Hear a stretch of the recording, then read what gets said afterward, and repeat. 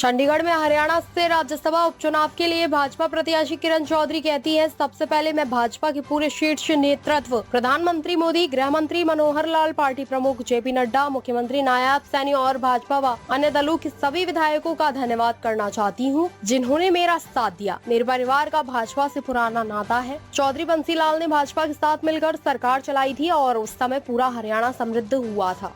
प्रधानमंत्री मोदी और तत्कालीन मुख्यमंत्री मनोहर लाल खट्टर की नीतियों से प्रभावित होकर मैं भाजपा में शामिल हुई। मैंने देखा कि आने वाला समय भाजपा का है और मैं सौभाग्यशाली हूँ कि मैं ऐसी पार्टी में शामिल होंगी जो देश हित में, प्रदेश हित में काम करती है। मैंने हमेशा बहुत ईमानदारी से काम किया है। आने वाले समय में मैं हरियाणा के जनहित के मुद्दों को उठाऊंगी। वे आगे कहती हैं, उस समय 2004 में मेरे साथ धोखा हुआ और मुझे धोखा दिया गया। हरियाणा में कांग्रेस नेतृत्व धोखा देना बखूबी जानता है, इसलिए मेरे साथ ऐसा हुआ।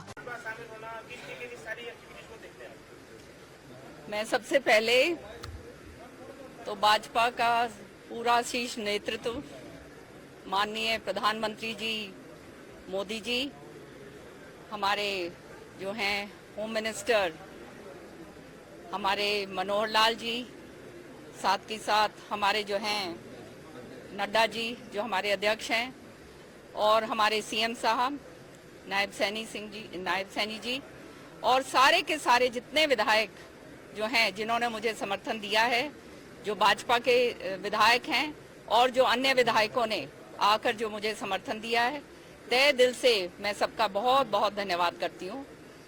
और दूसरी बात ये है कि हमारा परिवार का बहुत पुराना रिश्ता रहा है भाजपा के साथ।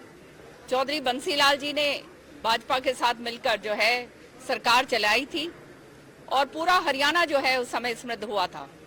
आज जो है प्रधानमंत्री जी की नीतियों से प्रभावित होकर और माननीय हमारे जो उस समय मुख्यमंत्री थे मनोहर लाल जी, आज केंद्र मंत्री हैं, उनसे प्रभावित होकर मैंने जो है भाजपा ज्वाइन करी।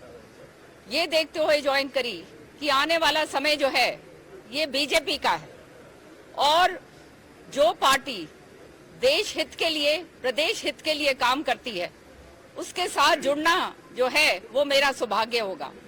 और इसीलिए जो है प्रभावित होकर मैंने बीजेपी को ज्वाइन करा है।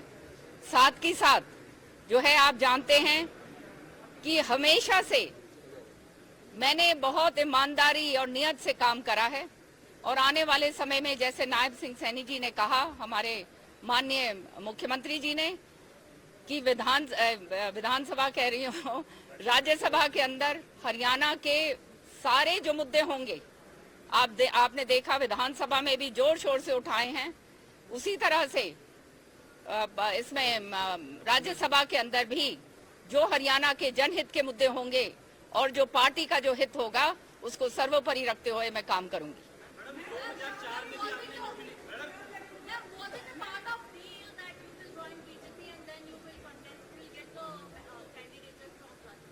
There are no deals at all ever.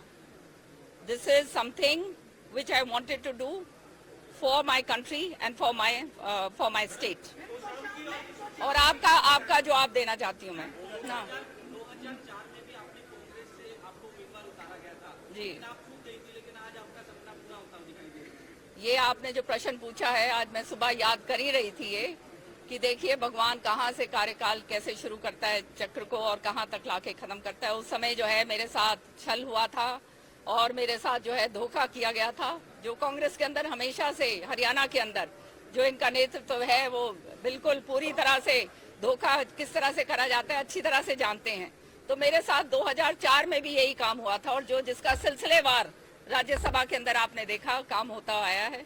मैं भाजपा पार्टी को, हमारे मुख्यमंत्री जी को, नायब सैनी जी को, मनोहर लाल जी को और हमारे जो है प्रधानमंत्री जी और हमारा शीर्ष नेतृत्व जो है सबको बहुत बहुत तहे दिल से धन्यवाद करती हूं कि उन्होंने मुझे मौका दिया और आज जो है वो 20 साल पुरानी बात जो है वो पूरी तरह से सच्चाई के साथ जो है आज सामने रखी।